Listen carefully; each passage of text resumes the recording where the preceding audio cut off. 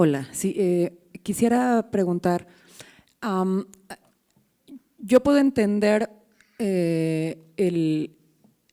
la problemática de la consolidación del combate a la trata de personas mediante, o a la explotación sexual mediante leyes que castiguen la demanda, pero hay dos temas que me parecen fundamentales y quisiera que ahondaran en ellos. El primero tiene que ver con al que se refería nuestro visitante de Suecia. Hay un tema de fondo cuando discutimos el asunto de la trata de personas y cuando discutimos el tema de la prostitución. El tema de fondo es que hay una naturalización construida desde dos premisas sustantivas. La primera es el patriarcado y la segunda es el capitalismo global, que por un lado determinan el acceso al cuerpo de las mujeres a cambio de paga por la necesidad incesante de los varones para cubrirla, y por el otro mercantilizan todo, hasta el cuerpo. Quisiera entender cómo ha sido el proceso de debate en las sociedades de los ponentes que nos acompañan. En ese sentido, acá estamos escalando en ese debate. Lograr construir un problema social en problema público es muy complejo. La prostitución como problema social existe, pero lograr que esto sea parte de la agenda pública ha sido un problema muy complejo y tiene que ver con esto.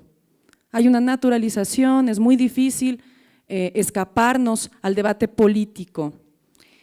Ahí, por ejemplo, yo podría pensar, y ese es el otro tema que me interesa, en el que puedan ahondar, pues, ¿no? En Francia es como muy claro que el debate escaló y se pudo consolidar a raíz de la instauración del socialismo. Es decir, hay fuerzas políticas que lo permiten. Durante el mandato del conservadurismo fue un debate que estuvo un poco más tranquilo. A medida que el socialismo escala en Francia, inicia un movimiento abolicionista importante y las voces de las izquierdas empiezan a escucharse. Quisiera también por ahí conocer cuál ha sido la lucha de fuerzas en sus países en términos políticos. Si es verdad que, o es mi pensamiento muy romántico, que las izquierdas están verdaderamente comprometidas con la lucha por la defensa de los derechos, en particular con la defensa de las mujeres, o si ha habido en este tema en concreto probablemente un consenso entre las fuerzas de la derecha y la izquierda para poder despenalizar, para poder penalizar el consumo como un punto de partida eficiente verdaderamente para erradicar la explotación sexual. Sería más o menos por ahí.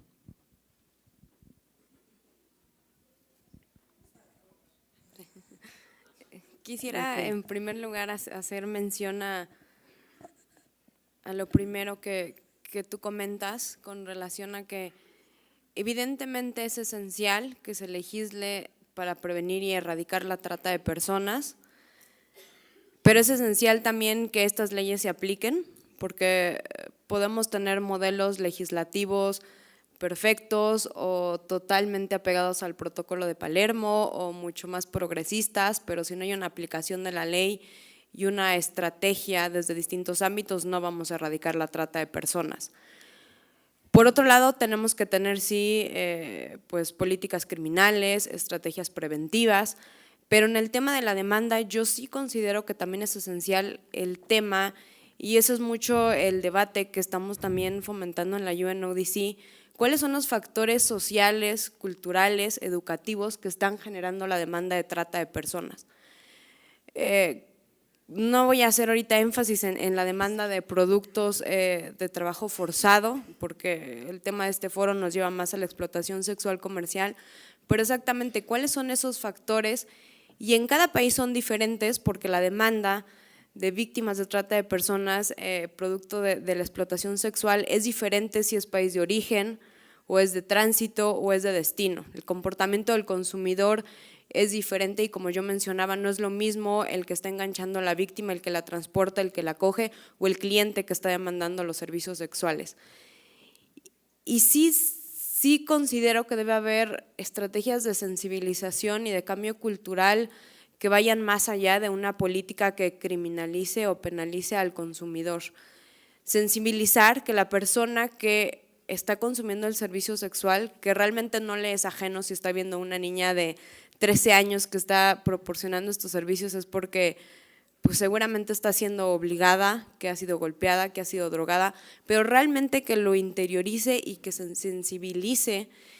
Y ahí considero también el papel de los medios de comunicación, de la sociedad civil, de la sociedad en general, esencial para difundir realmente todo lo que está detrás de la trata de personas, de los burdeles, de la explotación sexual comercial, todo lo que están viviendo estas víctimas, para realmente llegar a tratar de reducir la demanda desde un punto de vista social y educativo en las escuelas, con los niños, eliminar esta mentalidad de que bueno, el hombre es el dueño de la mujer o el hombre es dueño del cuerpo de la mujer o puedo pagar por ello.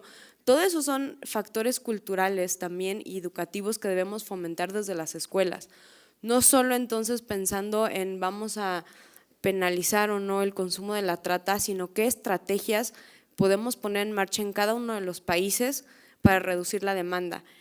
En cada país será diferente y lo importante también de compartir los modelos y las políticas que se están puestos en marcha es compartir también el impacto que han tenido, es decir, contamos con indicadores de que tal o cual política ha ayudado a reducir la demanda, que si programas escolares podrían tener un impacto en el mediano plazo, si las legislaciones implementadas sí han tenido un efecto, no solo hablar de lo que se está haciendo, sino del impacto que esto ha tenido y poder comparar los datos y las medidas que se han implementado.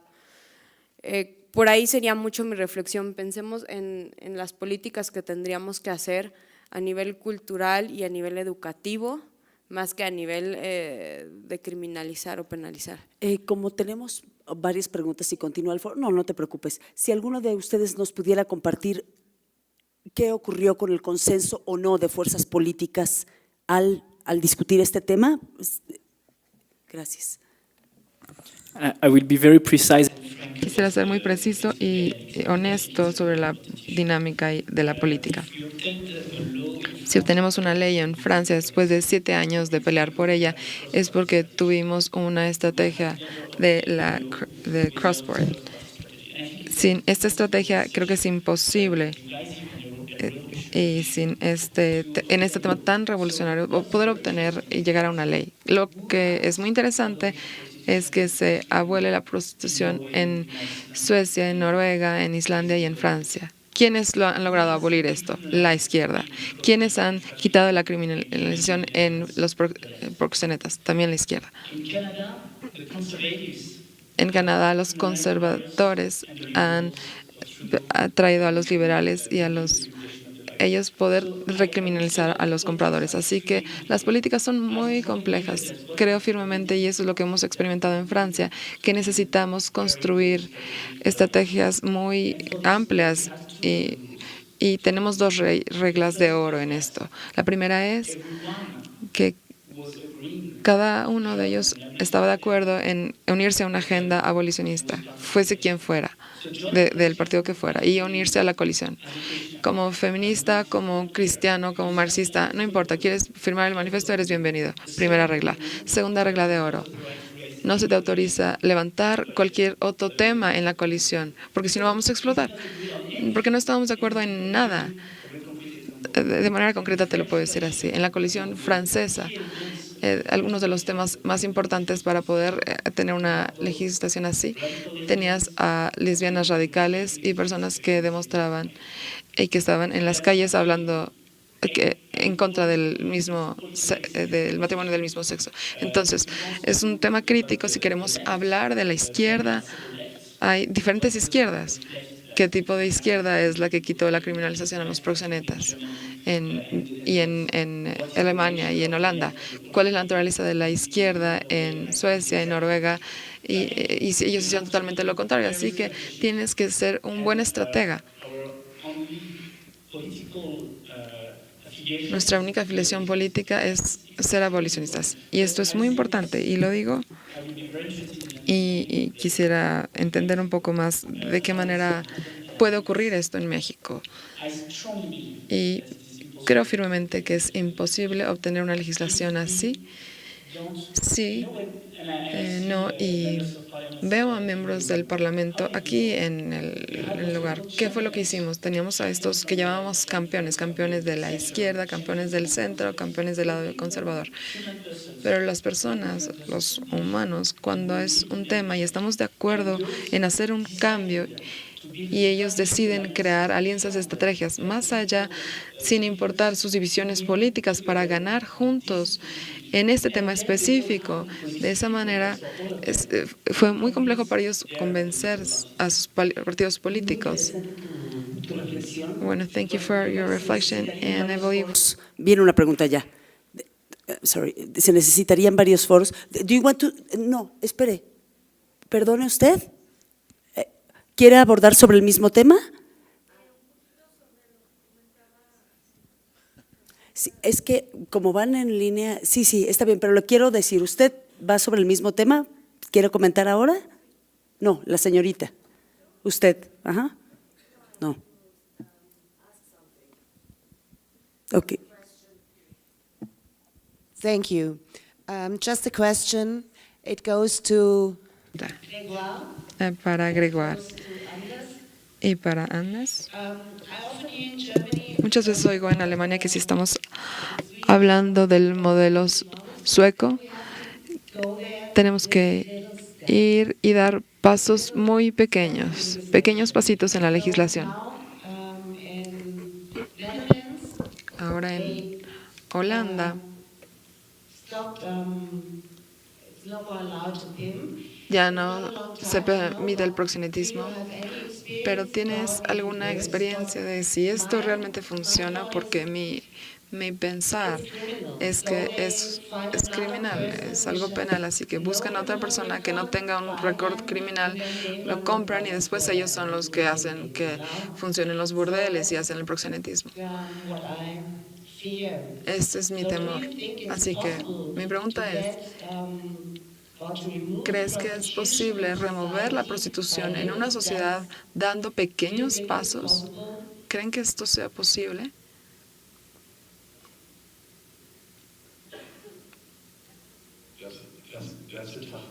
Esa es una pregunta muy difícil, muy difícil. Y bueno, esto es un tema demasiado complejo, evidentemente. Escuché a alguien que decía alguna vez, si no fuera por la pobreza, si no fuera por la corrupción, por el crimen organizado, no tendríamos trata ni prostitución. Pero la verdad es que no habría trata si no tuviéramos compradores. Esto es parte de la realidad, pero aquí el tema engañoso es que también tiene que ver con políticas, intereses económicos muy importantes en esta área. Toda la industria sexual, la industria de la pornografía, ni siquiera sé cuánto dinero es el que genera, pero está más o menos al mismo nivel del narcotráfico y el tráfico de armas. Entonces, es importante dar esos pequeños pasos. Tienes que tener el marco legal en su lugar. Y entonces puedes empezar a trabajar con la concientización. Pero Gregoire es la persona idónea para contestar esto. I just want to say that we need Tiempo que digan quiénes son un poco para que los conozcamos y ojalá que en el día tengan tiempo de debatir esto que tiene que ver con cuán lento o paciente tendría que ser el debate político sobre este tema.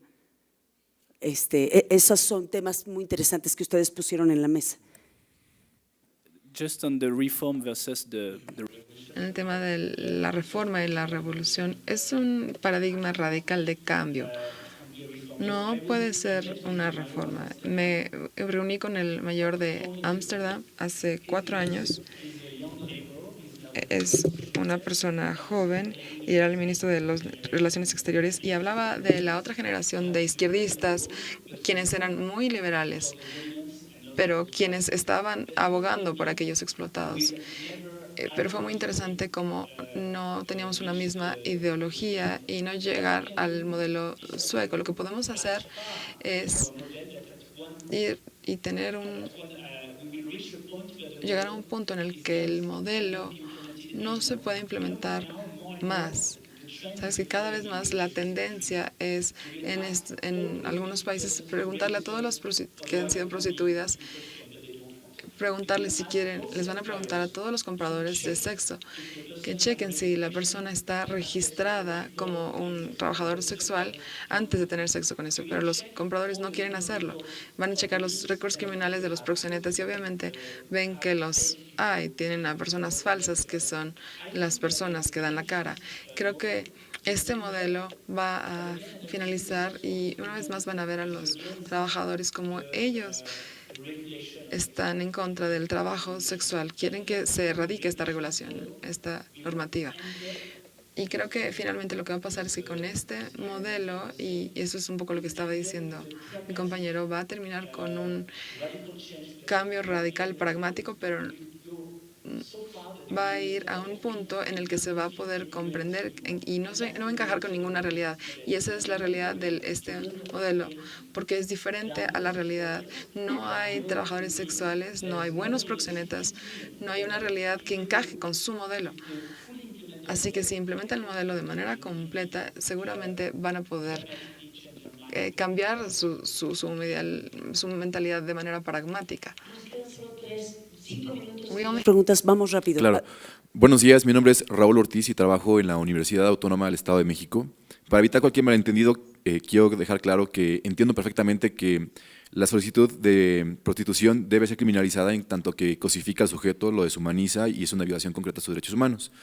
Habiendo establecido lo anterior, también es cierto que hoy en día hay un debate muy fuerte y a veces impulsado por ciertos sectores que establecen que si existen las condiciones de seguridad necesarias, pues cada quien puede hacer lo que quiera con su cuerpo, incluso vender una relación sexual.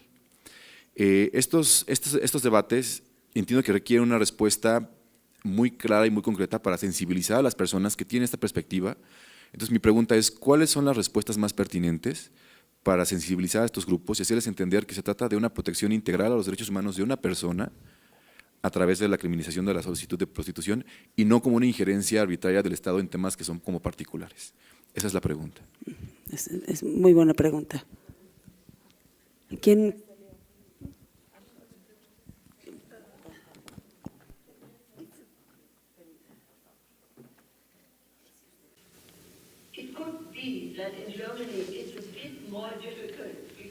Puede ser que en Alemania sea un poco más difícil debido a que tenemos un sistema legal diferente. Decimos que es un problema y que vamos a normativizarlo. Así es como funciona. Los franceses siempre han hablado de abolir también la esclavitud, así que tienen otro tipo de enfoque. Esta es una dificultad muy importante en nuestro país. Pero no quiero acentuar esto porque cuando es un crimen tiene que prohibirse y no ser legalizado. Sí, ella y luego usted. Muchas gracias. Mi nombre es Marcela Cerratos, del Congreso del Estado de Jalisco. En relación a lo que comentaban anteriormente sobre la ley, sobre crear un buen tipo penal que haga posible el criminalizar pues al consumidor de trata. Y yo hablo un poco por el tema de México en general. Yo creo que tendríamos que, si pensamos en abolir o si pensamos en disminuir o que cada día sean menos víctimas, tendremos que abrir los ojos y entender que esta industria, si es tan lucrativa, pues quiere decir que tiene muchos socios, ¿no? Y tenemos que ser bien conscientes de que yo no digo que todos, pero en muchas ocasiones quienes administran la justicia son unos de los principales operadores de estas redes. No nos hagamos de la vista corta. Su pregunta es… La pregunta es que la legislación debe de tener brazos más largos, que en realidad debe de criminalizar no solo al consumidor, sino a toda esta industria o todo este engranaje que permite este negocio. Ahora, ¿qué tanto están los países dispuestos a reconocer que parte de sus autoridades permiten estos crímenes? ¿Estamos dispuestos a reconocer que las autoridades son también parte de este negocio? Ajá, ¿cuál es su… Es que Esa nos es tenemos la que… pregunta. Disculpe. ¿Cuál es su experiencia con las autoridades locales, por ejemplo, cuando están involucradas? It's the money. Es el dinero, te lo puedo decir así. Porque él dio un ejemplo, yo di otro ejemplo. Tenemos un burdel muy grande en Colón. El dueño es un hombre muy serio, sale en la televisión y se muestra en este paraíso porque no hay ninguna ley nueva de que el dueño de un burdel pudiera hacer algo incorrecto. Entonces muestra este nuevo paraíso, pero luego dice de manera inmediata: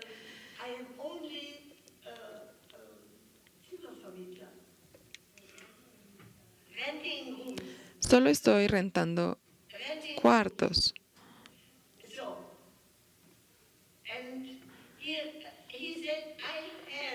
Y dice, tengo a 100 mujeres.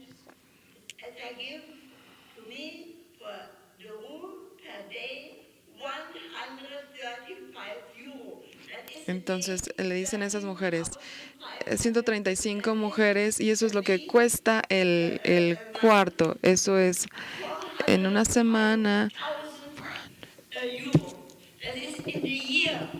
$400,000 por el cuarto, solo en un burdel. Esto nos da un resultado de 4.500.000 euros al año. Y le das $20 por los impuestos. Y entonces se disculpa y dice, pues perdón que no puedo dar un recibo porque a las mujeres no quieren dar su nombre verdadero. Hay dos consecuencias. 20 euros, 2.000 euros al día, 60.000 euros a la semana, al mes, perdón. Y eso se lo da a las autoridades fiscales del lugar. No dan recibo y no dan nada. Pero en Alemania somos muy precisos cuando hay una persona que tiene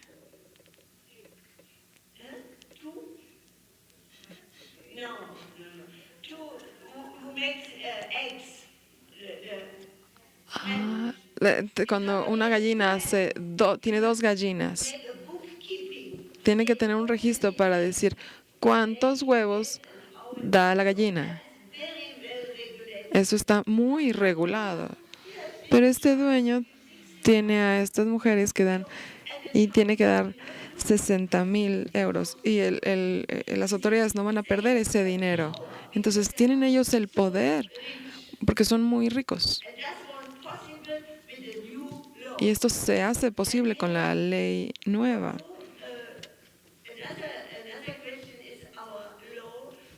Y ahí es donde está la pregunta y la ley de los edificios. En Oxford, en un lugar, el dueño del lugar dice, tenemos aquí suficientes burdeles, no queremos otro más. Fue a corte el dueño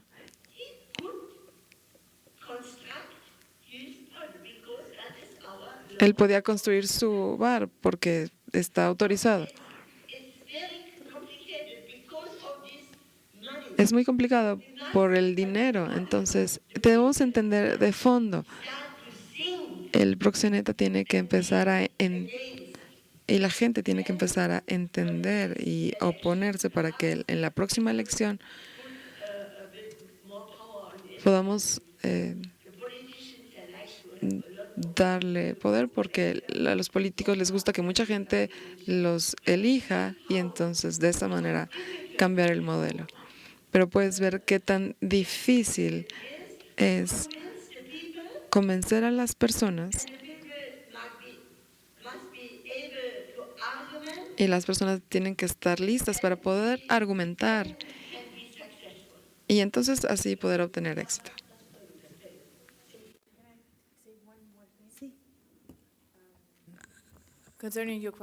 En relación a tu pregunta, entiendo que quieres castigar a aquellos que están en el sistema político, aquellos en posiciones de poder. Pero hay otro tema que es muy importante. Hablé con la ley y en mi ciudad y decían que tenían miedo de las estructuras criminales. Sabemos que hay muchas personas que son violentas y que aún la ley es intimidada por la mafia, y que en corte ellos quisieran evadir el poder tener una sentencia. Ajá.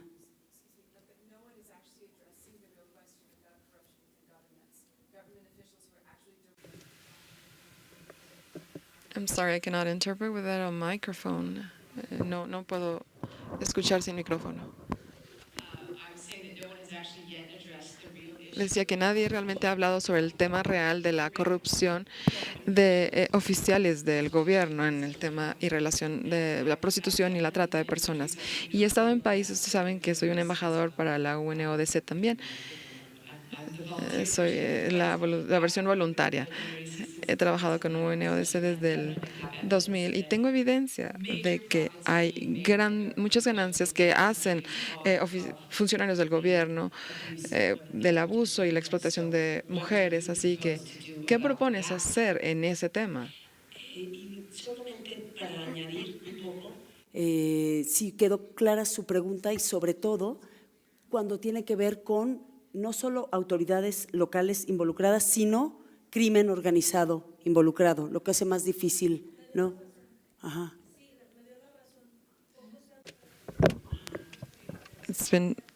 Little has been spoken about it. ¿Un caso, algún ejemplo del estado de Jalisco? No, pero si quieres.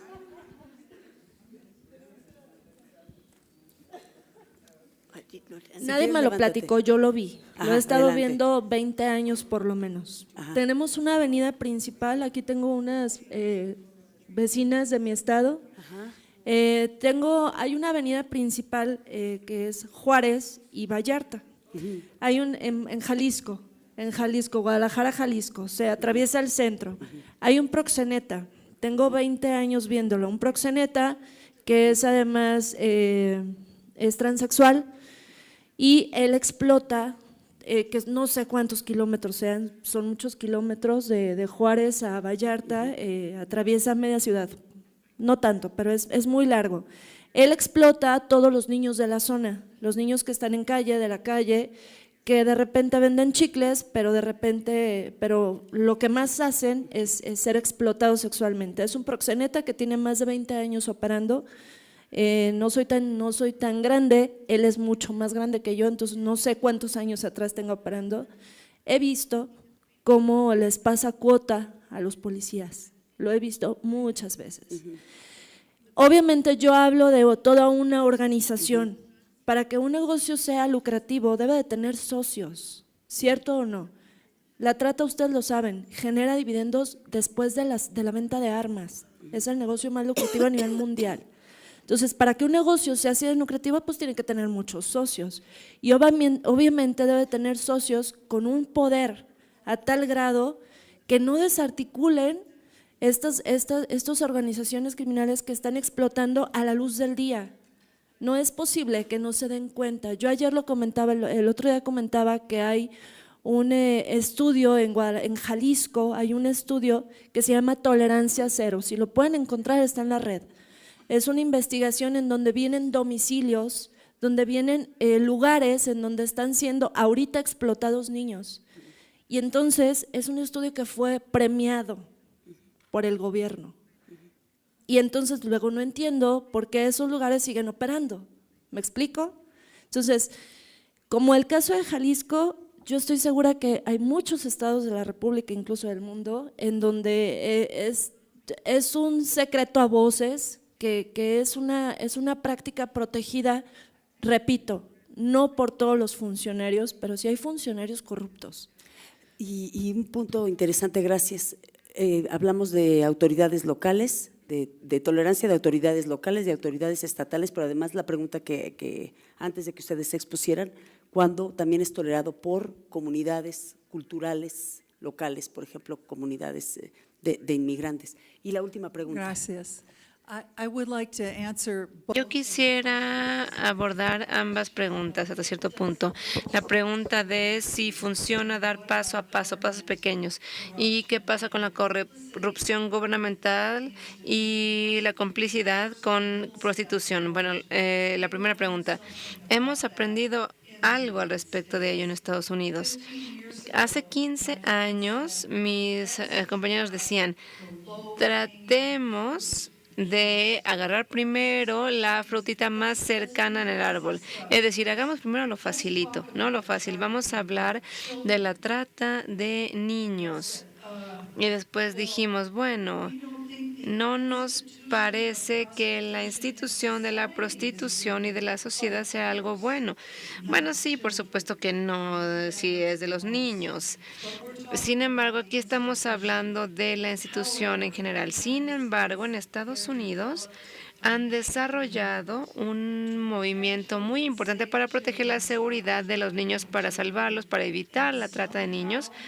Y de algún modo, en todo esto, el niño que está soplando sus velitas en su cumpleaños número 18 ha quedado en el olvido.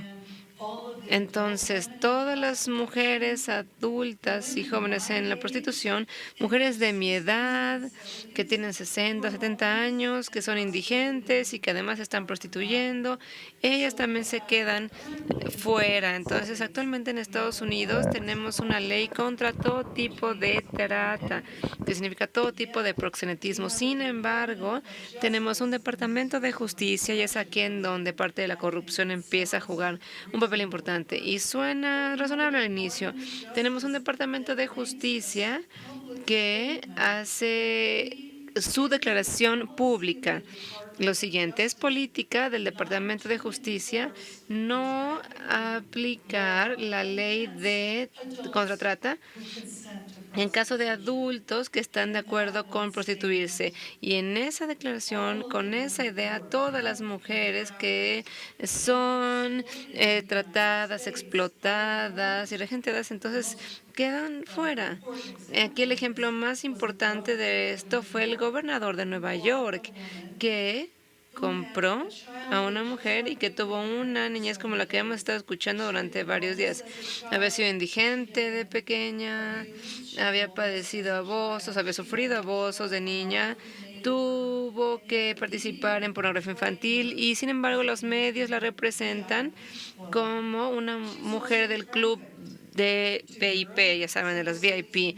Ella también estuvo involucrada en la trata de humanos, ya saben, Washington, a Nueva York, etcétera. Entonces, Elliot Spitzer no fue procesado por ninguno de los crímenes. Entonces, a mí me molesta la definición de la ley y yo creo que en este caso sí incluye a todo tipo de explotación. Por eso me encanta la de aquí de México, que pueda incluir todos los proxenetas, los políticos que son aliados para que se pueda aplicar esta ley de la manera correcta. Es una ley tan maravillosa. La ley obviamente habla por las leyes francesas y suecas que dicen que buscan la equidad de género, ya están a favor de la dignidad, en contra de la explotación de toda mujer, no nada más de las niñas, de las jóvenes. ¿Nos puede repetir, por favor, su nombre y su presentación? Melissa Farley, de Investigación sobre la Prostitución y Educación sobre la Prostitución. Thank you so much. Estar aquí, va a haber un breve receso y durante el día se va a discutir este tema. Muchas gracias. Muchas gracias a todos. Buen día.